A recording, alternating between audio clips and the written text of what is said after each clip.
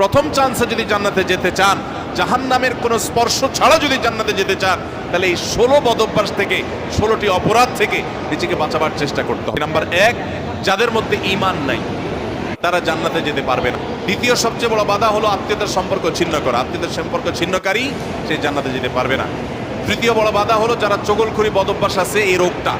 চতুর্থ, প্রতিবেশীকে কষ্ট দেওয়ার রোগ যাদের আছে। 5 নম্বর হলো অহংকার। 6 নম্বর হলো প্রতারণা করা, মানুষের সাথে মানুষকে ধোঁকা দেওয়া। 7 নম্বর হলো দান করার পর খোটা দেওয়া।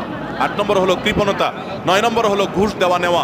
10 নম্বর হলো মা বাবার নাফরমানি করা, মা বাবার অবাধ্য হওয়া, মা বাবার অসম্মান করা। 11 নম্বর হলো মাদকাসক্ত হওয়া।